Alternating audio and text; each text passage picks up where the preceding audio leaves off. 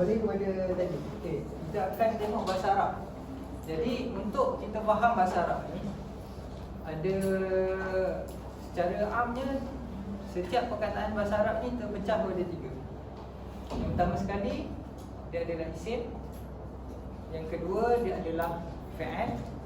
Dan yang ketiga, dia adalah huruf. Ada tiga benda je. Korang bukanlah apa-apa surah dalam Al-Quran, apa-apa hadis, korang akan jumpa tiga benda ni. Dia mesti ada dalam salah satu kategori. So ada isim, ada fi'il, ada huruf. Isim adalah kata nama, fi'il adalah kata kerja, perbuatan, dan huruf tu adalah kita kategorikan dia bukan kata nama, dia bukan kata kerja. Itu adalah huruf. So contoh isim adalah bola, kereta, meja, kursi, kursiun, kitabun, kurotun, faslun. Semua itu adalah kata nama. Kata kerja contoh zahaba, jalasa, yajlisu, syaraba, syariba, kabura. Semuanya adalah fi'il, adalah kata kerja. Huruf contohnya fi, wa. Biasanya huruf ni dia satu dua perkataan je. Okey. Jadi kalau kita tengok dalam nota tu dia tulis dari sudut bahasa, perkataan akidah ini dia akan kembali kepada perkataan asal dia adalah yakni aqadah kan. Aqadah adalah apa? Fi'il ke, isim ke, huruf?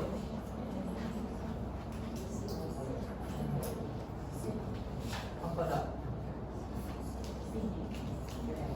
Dia adalah fi'il. Aqadah ni fi'il. Aqadah. Okey. Jadi kita tahu sekarang ni perkataan aqadah ni adalah fi'il, dia adalah kata kerja. Jadi maksud perkataan aqadah tu mestilah berkaitan dengan kata kerja lah, perbuatan. Contohnya yang pertama aqadah al-habla. Al-habla apa? Al-habla adalah tali. Yang kita lalu dengar hablu minallah, hablu minan nas. Ikatan dengan Allah, ikatan dengan manusia, tali ikatan. So aqadah al-habla maksud dia adalah menjadikan satu ikatan. Tali itu dijadikan satu ikatan. Aqadah al-habla. Aqadah huwa al-habla, dia menjadikan tali itu satu ikatan. Okay, itu yang pertama. Yang kedua, aqadah az-zahru. Az-zahru maksud dia apa? Bunga. Jadi apakah yang dimaksudkan aqadah az-zahru? Apabila bunga tu asalnya dia adalah bunga, lepas tu dia berkembang, dia proses secara biologi, dia berbuah. Kita sebut aqadah az-zahru. Daripada bunga dia jadi buah. Yang ketiga, aqadah al-bai'ah. Al-bai'ah ni apa? Jual beli. So bila aqadah al-bai'ah, kita verify jual beli tu. Yang keempat, aqadah al-bina'ah. Al-bina'ah apa? Binaan. Al-bina'ah tu binaan. So bila kita buat satu binaan tu, kita panggil dia aqadah al-bina'ah. Maksudnya batu-bata tu kita jadikan dia sebagai satu binaan, kita susun, kita simen semua, kita sebut aqadah al-bina'ah. Dan yang terakhir kali, aqadah qalbahu ala syai'. Qalbun apa? Hati. Syai'un sesuatu. Jadi dia aqadah hatinya ke atas sesuatu. Sesuatu tu kita boleh letak contoh belajar, ad-dirasah. Aqadah qalbahu ala ad-dirasah. Dia melazimi sesuatu perkara tu, dia melazimi pembelajaran tu. Dia selalu belajar lah maksudnya. So kita boleh letak aqadah qalbahu ala ad-dirasah. Okay, so itu adalah 4 perkara yang kita boleh kata sebagai maksud aqadah tu dari sudut bahasa. Okay. Tadi kita kata bahawa dalam bahasa Arab ni ada 3 benda. Fi'il, isim dan huruf. Fi'il dah selesai satu perkara. Sekarang ni yang kedua adalah isim. Isim dia boleh datang dalam dua bentuk. Aqada, yaqidu, aqadan. Jadi kita akan tengok aqdun dulu. Aqdun dia boleh bawa maksud yang pertama sekali jual beli. Akad jual beli ataupun akad nikah. Akad-akad yang kita sebut tu adalah asalnya dalam bahasa Arab. Aqdun nikah, aqdun zawaj, akad nikah. Lepas tu aqdu al-bai', akad jual beli. Kemudian aqdun bahan bangunan yang terikat. Yang batu-bata semua tu, yang tu kita sebut aqdun juga. Kemudian aqdun ni boleh jadi kumpulan nombor 10, 20, 30 sampai ke 90. Jadi kalau nombor puluh-puluh tu kita nak jadikan dia dalam satu kumpulan. Kalau bahasa Inggeris kita mungkin sebut nombor puluh-puluh ni kita sebut apa? Tens. T-E-N-T-H kan? 20 pun tens juga kan? Kalau dalam bahasa Inggeris dia ada bentuk macam ni, dalam bahasa Arab dia ada bentuk macam ni, nama dia aqdun. Kemudian yang akhir sekali adalah ikatan perjanjian. Dia lebih kurang macam maksud akad jual beli tu lah, dia ada ikatan perjanjian. Ataupun dalam Al-Quran dia sebut juga sebagai ahdun, ikatan perjanjian. Itu bentuk yang pertama. Bentuk yang kedua dia datang dalam bentuk muqaddatun. Muqaddatun ni maksud dia ikatan. So dia sesuai dengan aqada dalam bentuk fa'il tadi. Aqada al-habla, dia mengikat simpulan. Dalam bentuk isim dia jadi muqaddatun. Okay, yang seterusnya bahagian yang tersambung. Dua bahagian yang tersambung dalam binaan tu kita sebut dia sebagai muqaddatun. Dan yang terakhir sekali muqaddatun adalah kesusahan dalam berkata-kata. Bila kita selalu sebut perkataan muqaddatun ni dalam doa, clue dia dalam doa. Doa apa yang kita selalu baca? Tadi saya baru baca. Muqaddatan min lisani. Rabbana shrah lana sudurana wa yassir lana umurana wahlul muqaddatan min lisani. So muqaddatan min lisani tu maksud dia adalah wahlul, bukalah ataupun mudahkanlah ataupun selesaikanlah muqaddatan, kesusahan dalam berkata-kata. Itulah yang dimaksudkan dengan muqaddatun. Okay, so dah selesai dah dua perkara. Yang pertama sekali tadi dari sudut bahasa fa'il, dan yang kedua dari sudut bahasa isim. Okay. So kita dah selesai dari sudut bahasa. Sekarang ni kita tengok kepada dari sudut istilah. Yang dua orang kat belakang tu faham ke? Ulang balik. Ada berapa tadi? Ada berapa maksud akad dari sudut bahasa? Dari sudut fa'il? Bukan juga. Itulah borak dari tadi. Sebab tu saya suruh depan. Belajar dengan saya kena serius lah. Saya strict dalam pemakahan dan juga saya nak fokus dalam kelas. Boleh kan? Okey. Dari sudut istilah, kata Al-Fayyumi, asal kalimah istilah adalah daripada qada dan ianya atas wazan fa'il. Okay. Yang tu kalau kita tak faham bahasa Arab, mungkin kita tak faham apa yang dimaksudkan dengan wazan. Asal kalimah istilah adalah daripada qada, kita faham lah. Sebab tadi kita dah tengok dah dari sudut fa'ilnya apa, dari sudut isimnya apa. So kita dah tahu daripada aqada dia boleh jadi aqidah. Sekarang ni kita tak faham apakah yang dimaksudkan dengan wazan fa'il. Okey. Dalam ilmu bahasa Arab ada dua perkara yang kita kena tengok. Yang pertama sekali dari sudut nahwu ataupun dalam bahasa Melayu yang kita sebut sebagai tata bahasa. bahasa Inggeris grammar. Yang kedua adalah ilmu tasrif ataupun ilmu sarf. So ada sarf dan nahwu.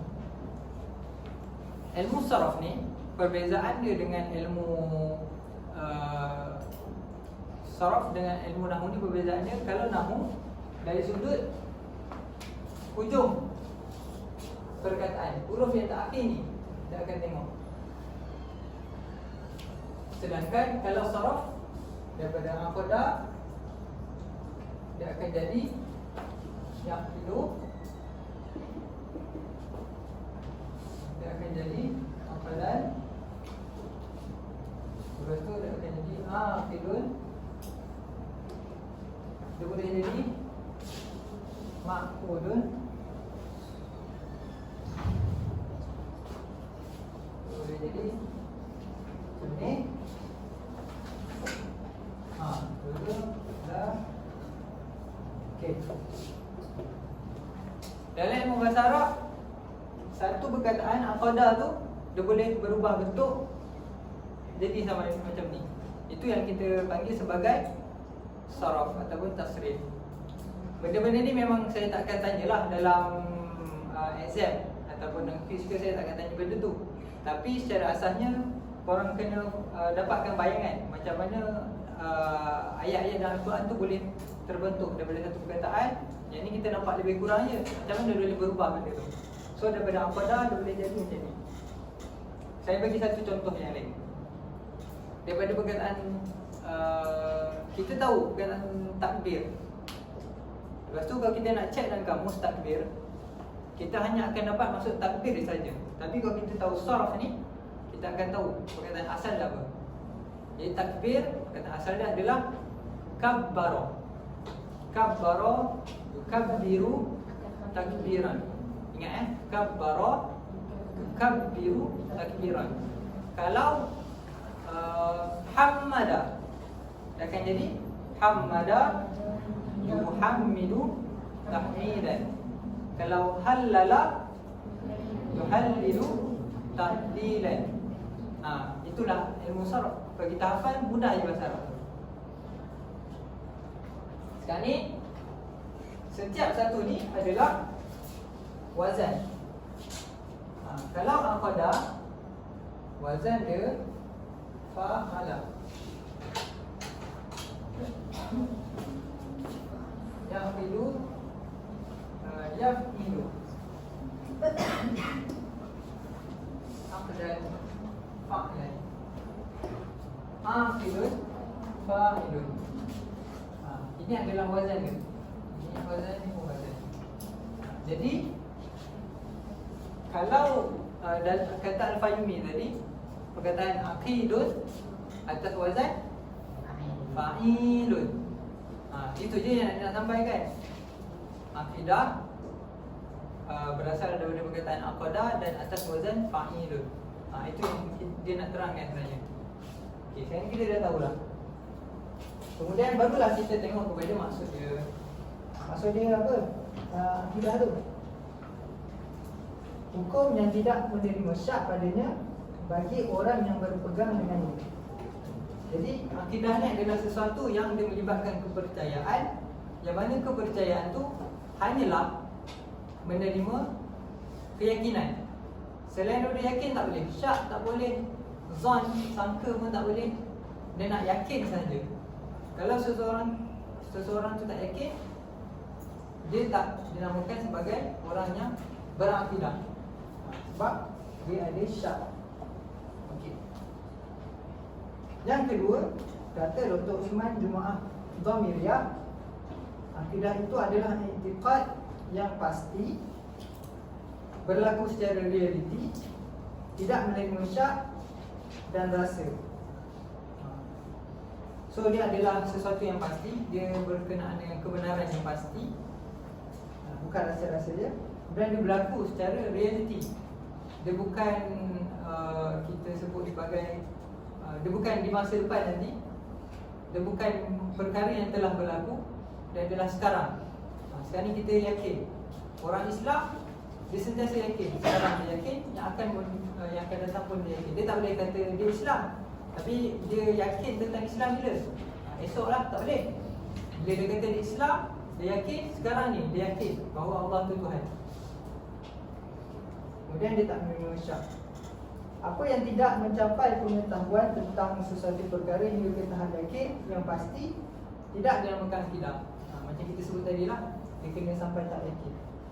Kemudian sekiranya sesuatu kepercayaan yang tidak terjadi secara realiti dan kebenaran yang pasti serta tidak berdasarkan dalil, maka ianya bukan akidah yang betul.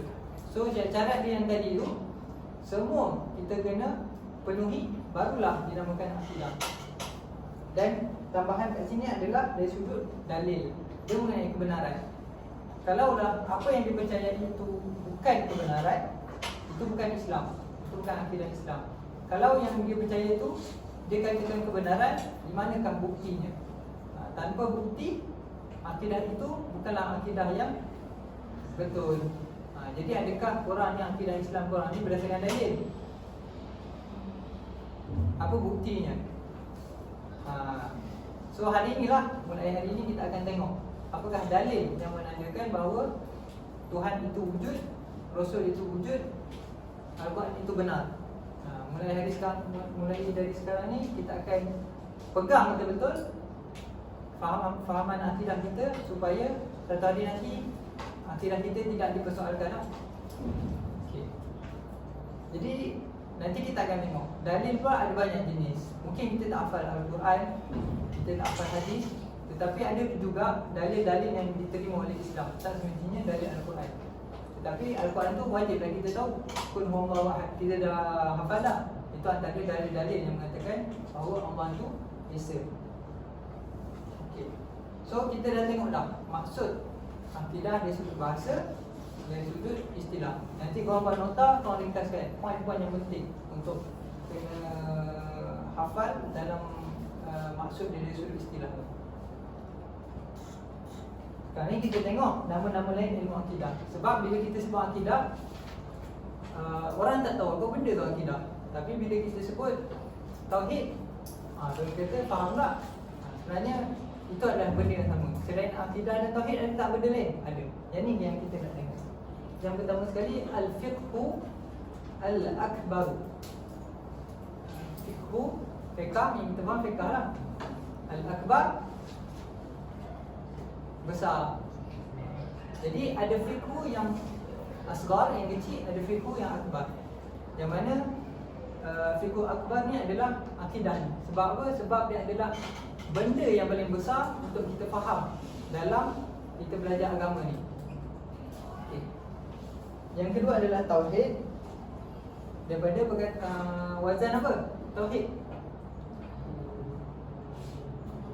Daripada wazan taf'il. Kalau akidah, kalau akidun atas wazan fa'ilun. Kalau tauhid atas wazan taf'ilun. So dia adalah wahada yuwahidu tauhidan.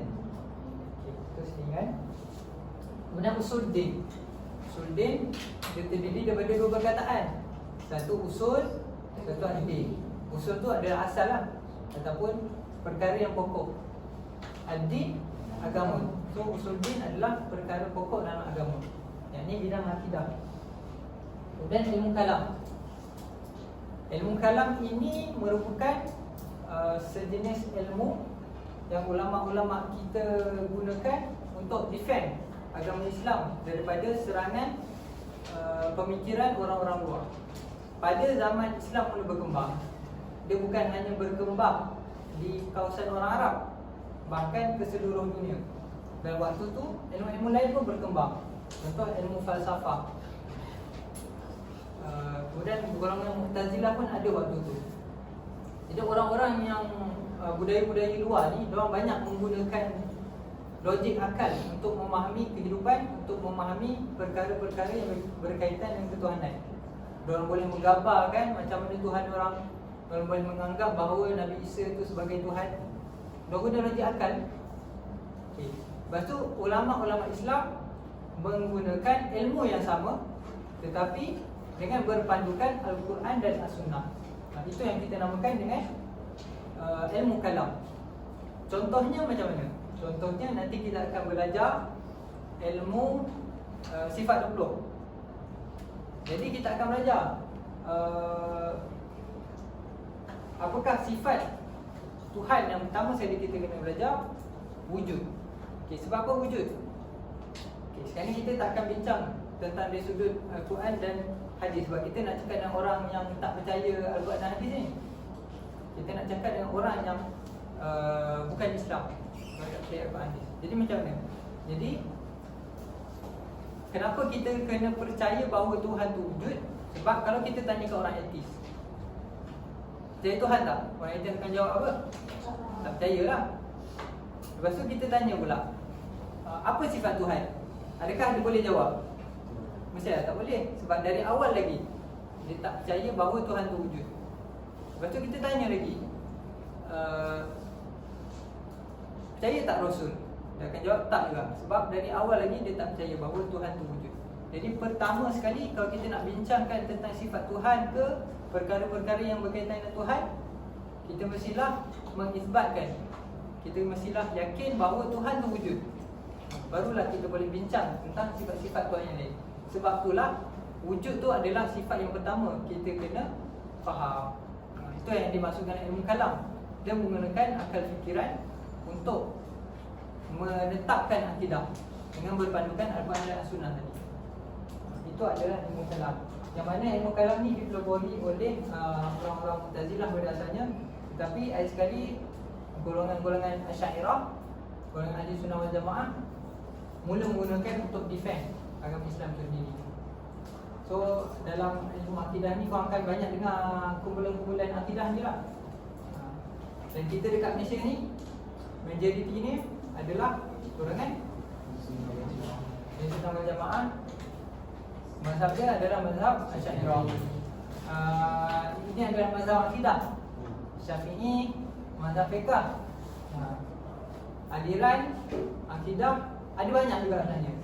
Yang kita sebut-sebut Syiah tu adalah aliran akidah ke fiqh. Syiah tu dua-dua ada. Dia ada akidah dia pun lain, fiqh dia pun lain. Kalau kita sebut pasal Mu'tazilah, dia adalah aliran akidah ataupun pemikiran. Kalau Khawarij dan sebagainya, itu semua adalah akidah. Kalau fiqh, contoh Hanafi, Maliki, Hanbali. Kemudian nanti kita, kalau kita pergi lebih jauh lagi, kita akan tengok ada Zahiri dan sebagainya. Jadi kita kena bezakan antara fiqh dengan akidah. Bezakannya bukan bermaksud kita memecahkan dua-dua ilmu ni. Dia berjalan sendiri, tapi kita kena pandai klasifikasikan. Kalau tak, ada sekali kita akan jadi orang yang mudah untuk mengkafirkan orang lain. Contohnya apa? Contoh, saya solat subuh tak baca kunut. Soalan pasal kunut ni benda yang normal. Bila saya tak baca kunut dalam solat, sah tak solat saya? Tapi ada sebahagian orang yang tak faham benda ni, dia kata tak sah. Pertama sekali sebab dia rasa benda tu sunat, tapi dia salah faham, dia ingat benda tu wajib. Jadi dia kata orang yang tak buat kunut ni tak sah solat. Lepas tu dia kata orang yang tak sah solat ni kafir lah, sebab dia tak menunaikan kewajipan. Akhir sekali dia pergi kepada hukum kafir tu. Sebab apa? Dia ingat benda ni adalah akidah secara keseluruhannya. Sedangkan benda termasuk dalam bab fiqh. Kalau dia tinggalkan benda yang sunat, dia tak dapatlah pahala. Tapi adakah dia terkeluar daripada Islam? Tidak. Contoh lain, seorang yang buat dosa yang berat, contoh mencuri. Dia mencuri, dia berdosa tak? Berdosa. Tapi adakah dia terkeluar daripada Islam terus? Tak. Jadi benda-benda ni kita kena faham. Bab hukum hakam dalam fiqh lain, bab hukum akidah lain. Bab akidah ni kita kena ketat sikit, antara kafir ke Islam, kafir ke Islam. Kalau dia mensyirikkan Tuhan, dia tak ada hukum dia harus ke sunat ke tak. Bila dia mensyirikkan Tuhan je, hukum dia memang jatuh pada kafir. kita kena faham dulu supaya kita tak jadi ekstremis untuk mengkafirkan orang secara mudah, secara sembrono. Okey. Tadi kita sebut urusan ilmu kalam. Kemudian ada juga ulama-ulama yang memberi nama ilmu akidah ini sebagai ilmu as-sunnah. Dan yang terakhir sekali adalah al-iman. Iman dengan perkara-perkara yang berkaitan dengan akidah, kita boleh nampaklah relation dia kan. Dalam rukun iman tu, beriman kepada Allah, beriman kepada kitab, kepada malaikat, kepada rasul, hari kiamat. Yang satu qadar dan qadar. Jadi semua tu ada dalam intipati akidah yang saya pernah sebut sebelum ni. Yang pertama sekali apa? Yang 3 perkara tu.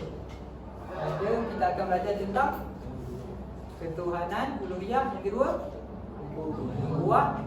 Dan yang ketiga, ghaibiyat. Jadi malaikat termasuk dalam ghaibiyat. Lepas tu beriman kepada Allah termasuk dalam uluhiyah, kepada rasul dan kitab termasuk dalam nubuwah, dan seterusnya. Itu nama-nama lain ilmu akidah. Jadi kalau orang tu kita tanya dia belajar ilmu akidah ke tak, dia jawab tak, kita tanyalah ilmu iman dia belajar ke tak? Iman dia tak belajar ke? Tanya ilmu tauhid dia belajar tak? Ilmu tauhid dia belajar. Okey, jadi dia belajar ilmu akidah. Sebab nama lain-lain tapi kandungannya adalah sama. Okey. Dan yang terakhir sekali sebelum kita habis kelas, kita ada sumber-sumber ilmu akidah. Al-Quran, hadis dan logik akal. Kita tak boleh nak menafikan fungsi Al-Quran Sunnah dan akal ni. Kita tak boleh nak meninggalkan salah satu. Kita nak ambil Al-Quran saja, nak tinggalkan logik akal, tak boleh. Kita nak ambil logik akal saja, nak tinggalkan Al-Quran dan Sunnah pun tak boleh. Kena dua-dua seimbang. Dan kita ada Sunnah wal Jamaah, kita tidak menyamaratakan antara akal dan Al-Quran Sunnah, dan kita tidak melebihkan juga antara akal dan Al-Quran Sunnah. Kita sentiasa mengatakan bahawa Al-Quran Sunnah yang pertama, akal ni hanyalah sebagai penyokong kepada Al-Quran dan Sunnah ni. Kalau tak seiring, dia akan jadi masalah. Kalau berlebihan, dia akan jadi macam Mu'tazilah. Dia melebihkan akal kepada Al-Quran dan Sunnah. Kalaulah berlaku pertemuan, dia kata kita kena dahulukan akal. Sedangkan Al-Quran, kita ada Sunnah wal Jamaah, kita kata apa? Kalau berlaku pertemuan, kita akan utamakan Al-Quran dan Sunnah. Mestilah akal yang kena ikut Al-Quran dan Sunnah. Dan kita tak boleh nak jadi nak tinggalkan logik akal pula. Sebab akal manusia kita ni ada kegunaan juga. Takkan kita nak tinggalkan. Sedangkan dalam Al-Quran ada banyak ayat yang menyuruh kita untuk menggunakan akal. Dan akal ni yang akan satu alat untuk kita faham Al-Quran dan Sunnah. Orang yang bodoh dia takkan faham Al-Quran dan Sunnah. Hanya orang-orang yang berfikir saja yang mampu untuk memahami Al-Quran dan Sunnah. Okey, ada apa-apa soalan?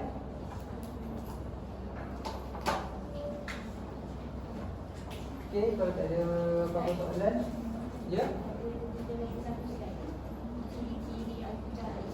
Itu tak termasuk. Yang lagi satu tu untuk isu-isu akidah. Okay, kalau tak ada apa-apa soalan, terima kasih. Nanti rakaman tu